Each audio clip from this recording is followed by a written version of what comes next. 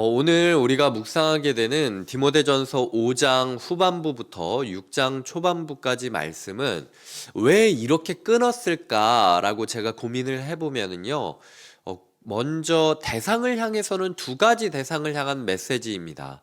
5장 17절부터 5장 25절까지는요, 교회의 지도자들, 장로들, 감독들, 그 안에 가르치는 감독인 가르치는 장로인 목회자까지 포함되어 있는 이야기고요.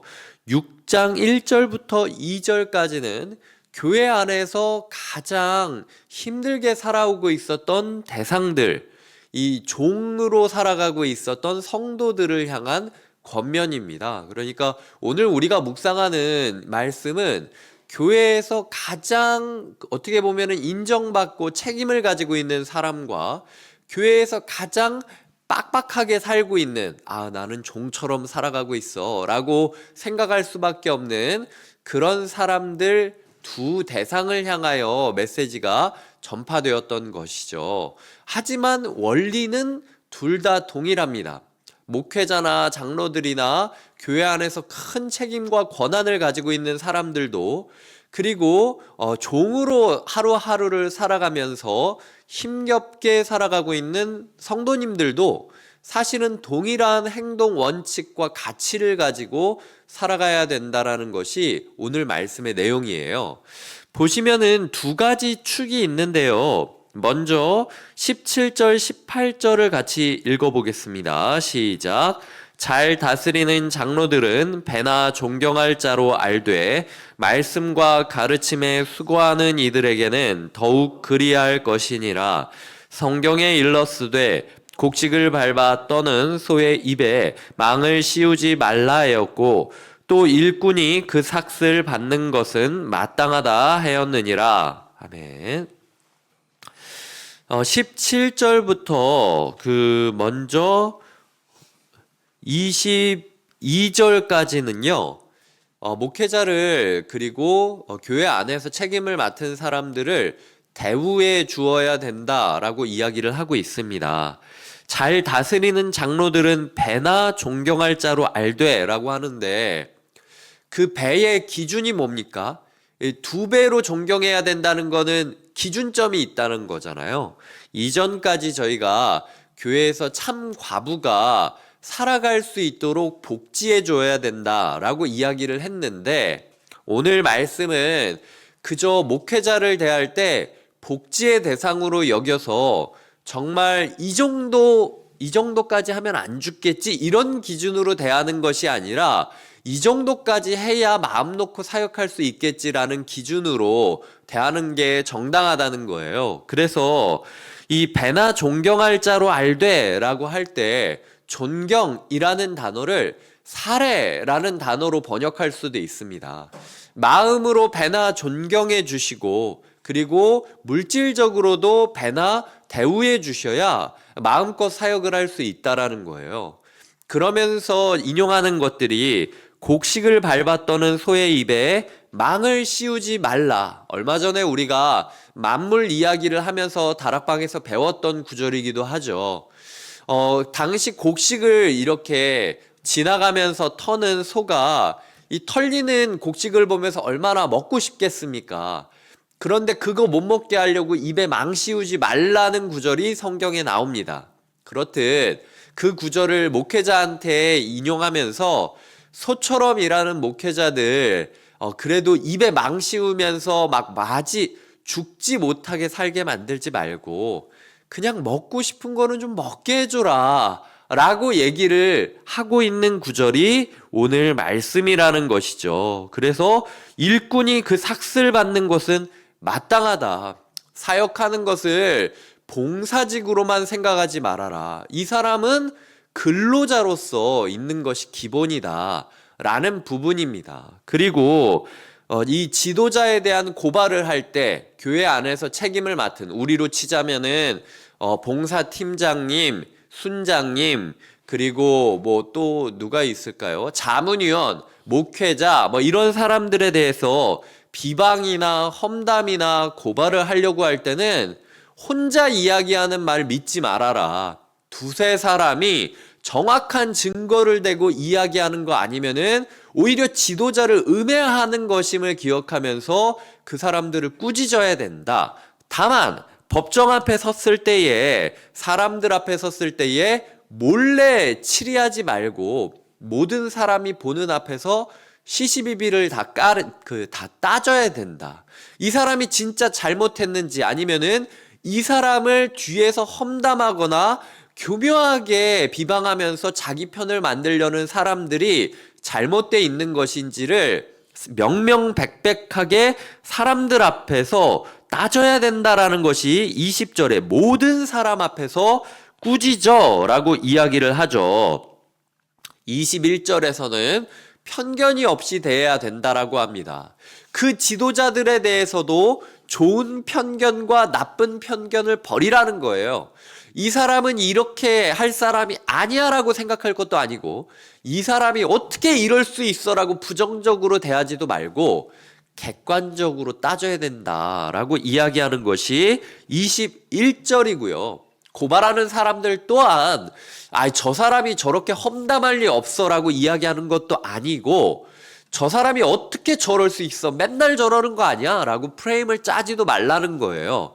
고발당하는 사람이나 고발하는 사람이나 모두 다 편견 없이 대하는 것이 필요하다라는 겁니다. 그래서 보시면 22절에 이렇게 얘기하죠. 아무에게나 경솔히 안수하지 말고 다른 사람의 죄에 간섭하지 말며 내 자신을 지켜 정결하게 하라. 제 말로 표현하자면, 네가 세운 지도자가 실수하면 네 얼굴에 침 뱉기다. 네가 세운 순장 실수하면 네 얼굴에 침 뱉기다. 네가 세운 교역자가 실수하면 네 얼굴에 침 뱉기다.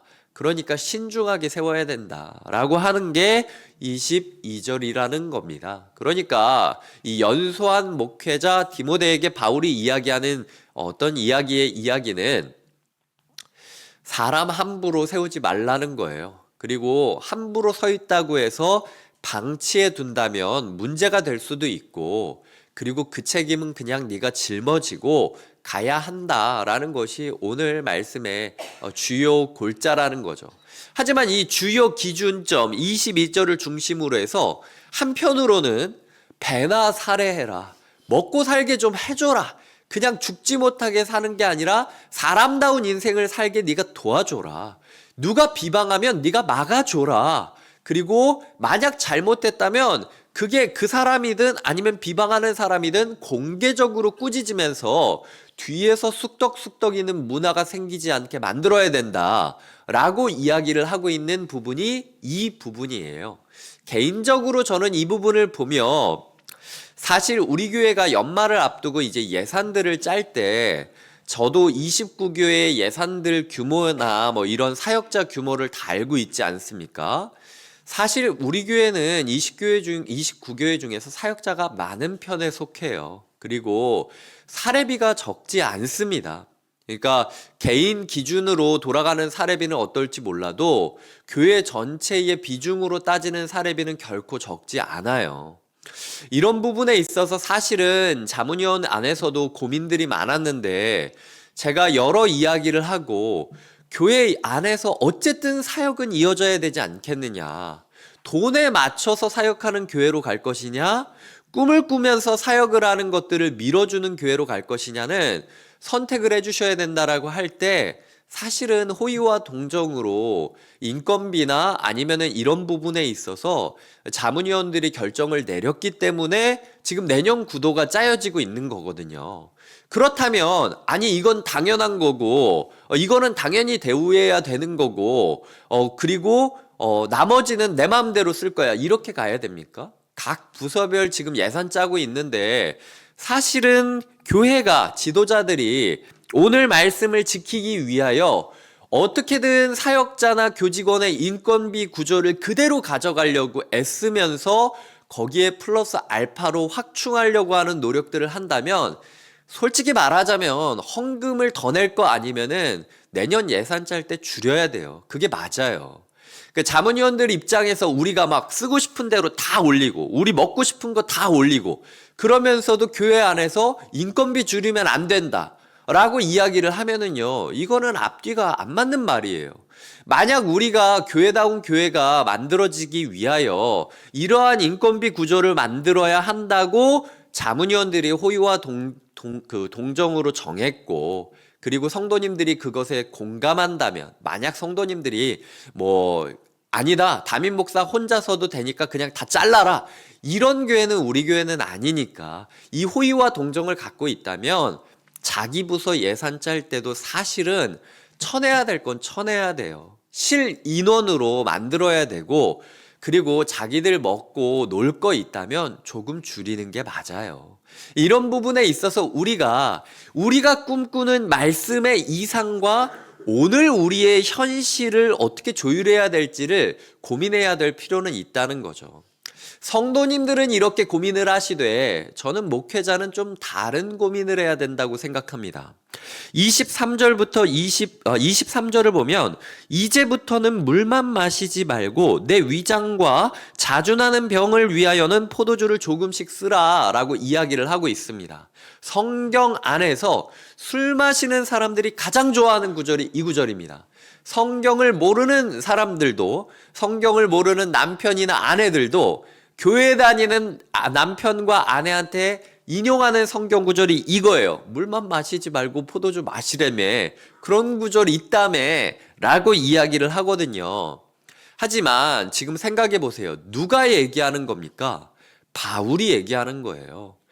맞지 않아도 되는데 복음 때문에 루스드라에 들어가 가지고 두드려 맞은 모습, 죽다 살아난 모습, 사도행전 자체가 죽었다라고 느낄 정도로 아주 두드려 맞고 몸에 피멍이 들었던 그 바울, 고난당하지 않아도 되는데 고난을 자처했던 바울이 누구한테 쓰는 겁니까? 디모데한테 쓰고 있는 거예요. 그렇게 당하지 않아도 되는 고난을 당하는 모습을 보면서 저게 사역의 길이구나 라고 생각을 하면서 그 루스드라에서 그 바울의 길에 동행하기로 결심한 디모데에게 쓰고 있는 말이에요. 너는 그래도 너무 참지 마. 이 당시에 포도주는요, 약의 효과도 있었습니다. 이 당시에 음료수가 무엇이 있었습니까? 어제 저도 활명수를 먹고 좀 그 더부룩한, 오랜만에 또 많이 먹었더니 속이 더부룩해서 활명수를 먹었는데 그거예요. 그러니까 예를 들어 탄산기가 있는 거가 조금이라도 들어가면 안 된다라는 생각으로 내가 술 한 잔 마시는 것만으로도 주변에 누군가가 본다면 오해할 수 있으니까 디모데는 바울이요, 선생님, 아버님, 저 그냥 빨리 죽을랍니다. 사람들이 저보고 실족해서 오해할 바에는 그냥 제가 빨리 죽는 게 하나님 나라에 도움이 돼요 라고 얘기하는 사역자가 있는 거고, 그래도 넌 오래 살아야지 이놈아. 네가 연소한데, 야, 죽는 건 내가 죽고 나는 살 만큼 살았어. 너는 앞길이 창창하니까 한 잔 정도는 먹어. 내가 보증한다고 그냥 얘기해 라고 이야기하는 바울의 모습이 있다는 겁니다. 그러니까 23절은요, 그러니까 술 마셔도 된다, 이게 아니라 바울이 야, 좀 제발 좀 마셔라 할 때까지 안 마시면서 죽을 각오로 달려본 열정이 있느냐라고 물어보는 구절이 23절이에요. 그러니까 오늘 말씀은 목회자한테 두 가지 축이 있는 거죠. 목회자야, 교회가 너에게 호의와 동정으로 배나 살해해 줄 거야 라고 이야기하는 그 교회의 호의를 명령하는 바울의 명령과, 디모데가 저는 절대로 당신처럼 살아갈 겁니다. 제가 절대로 허투루 움직이지 않고 죽더라도 당신처럼 살다 죽겠습니다라는 그 열정이 녹아져 있는, 자기 절제가 녹아져 있는 구절이 오늘 구절이라는 거죠. 저는 곁에 있는 교회에서 사역하면서 단 한 번도 제 사례비를 늘려달라고 한 적이 없습니다. 아이러니한 거는 자문위원분들은 매년 제 사례를 늘리려고 하고 저는 무조건 제 사례를 줄여야 된다라고 이야기를 하는 거예요. 저는 이거는 너무 감사한 일이라고 생각해요. 안 좋은 교회라면은 목회자는 사력을 다하여 자기 사례를 올리려고 하고 오히려 자문위원들은 사력을 다하여 목회자의 사례를 줄이려고 했겠죠. 하지만 저는 오히려 저랑 동역하는 교역자들의 사례를 올려달라고 이야기한 적은 있지만 항상 저는 기존의 것보다 낮아야 되고 오히려 부교역자 사례비랑 제 사례비가 비슷해야만 된다라고 주장하는 게 제 입장이에요. 저는 이게 맞다고 생각해요. 이게 건강한 교회라고 생각해요. 이게 오늘 디모데전서 5장이 말하고 있는 교회의 모습이라고 생각해요. 우리 교회가 이런 건강한 문화를 가지고 있다면 이거 누가 지켜야 되는 겁니까? 1차적으로는 목사가 지켜야 되죠. 성도님들이 혹은 선배 목사님들이 스승들이 저에게 너 그만 좀 해. 그러다 죽겠다. 나는 이제 은퇴했고 은퇴 얼마 안 남았지만 넌 아니잖아. 좀 쉬엄쉬엄 해. 라는 말을 들을 때까지 무리해야 되는 게 전 맞다 생각해요. 그래서 종종 제가 이야기하지만 사역자로서 제가 무리하지 않고 몸을 사리면서 장기전이라고 이야기하는 순간부터 저는 썩어 들어가는 겁니다. 목회는 마라톤이에요. 하지만 마라톤 한 번도 걸어도 된다고 한 적은 없어요. 죽어라고 100m 뛰듯 42.195km를 뛰는 게 마라톤이지, 마라톤이니까 걸어서 가겠다, 그냥 쉬엄쉬엄 걸어가겠다라고 하는 건 산보지 마라톤이 아니에요.